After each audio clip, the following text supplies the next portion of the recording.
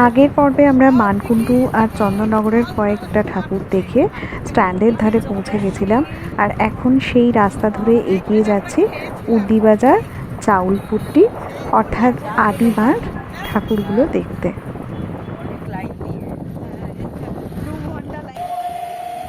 এটা হচ্ছে উর্দিবাজারের প্যান্ডেল।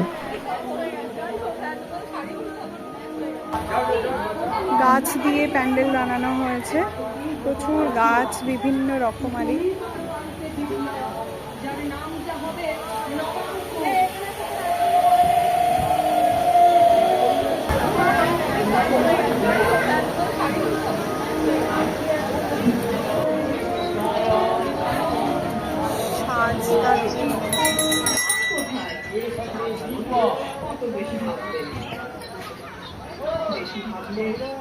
পুজো হচ্ছে ঠাকুরের।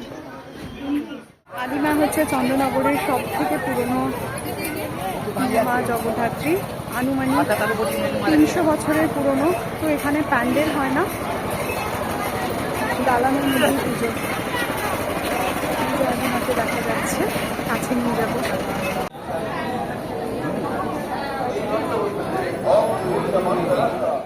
বাবু পুকুর ধার।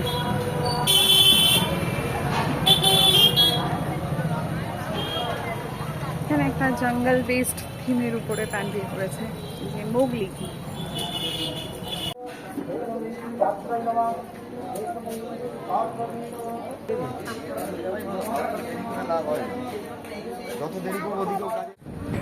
আমরা এগিয়ে যাচ্ছি জিটি রোড ধরে তালডাঙ্গার দিকে। চেনা শহর, চেনা রাস্তা।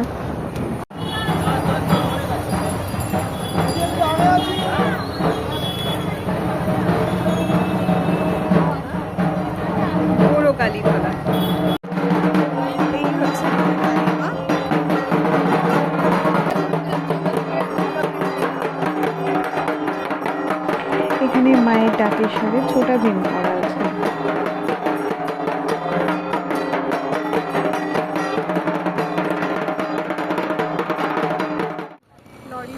এখানে প্রায় অনেকগুলি পূজা মণ্ডপের সামনে এরকম লরি দাঁড় করিয়ে সাজানো হচ্ছিল। এগুলো সব প্রসেশনে বেরোবে। চন্দননগরে জগদ্ধাত্রী ঠাকুরের প্রসেশন সত্যি দেখার মতন একটা জিনিস। আর আমরা এসে গেছি বড় পঞ্চাননতলা। এটিও জিটি রোডের ওপরেই একদম পুজো।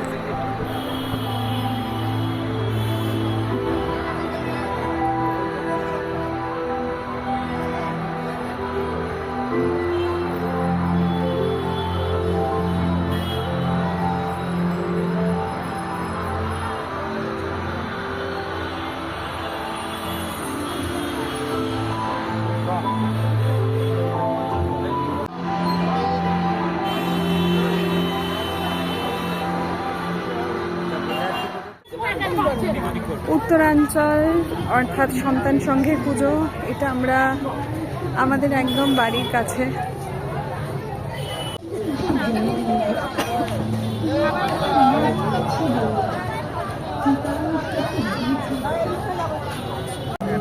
সতীদাহ প্রথা নিয়ে প্যান্ডেল।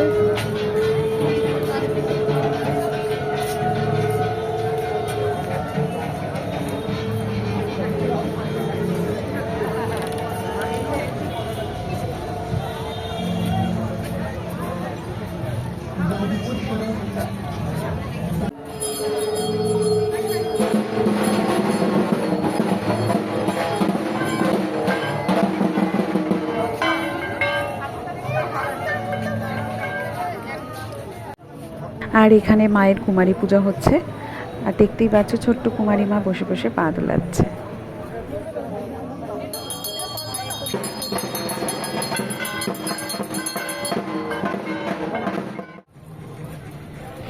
সন্তান সংঘ দেখে বেরিয়ে আমরা চলে গেলাম পালপাড়ার পুজো দেখতে। আর এটা হচ্ছে পালপাড়া। এখানে প্লাস্টিকের পাইপ, সুতো এইসব দিয়ে ওরা কিছু মেডিকেল সিস্টেমস বানানোর চেষ্টা করেছে ওগুলো দেখে।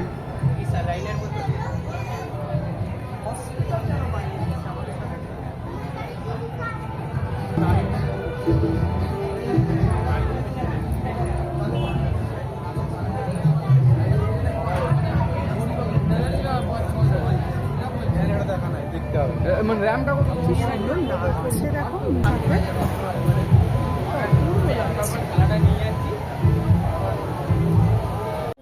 পালপাড়া থেকে বেরিয়ে আমরা ঢুকেছিলাম একটা আইসক্রিম পার্লারে আইসক্রিম খেতে। এখান থেকে বেরিয়ে কিছুটা এগোলেই হেলা পুকুর।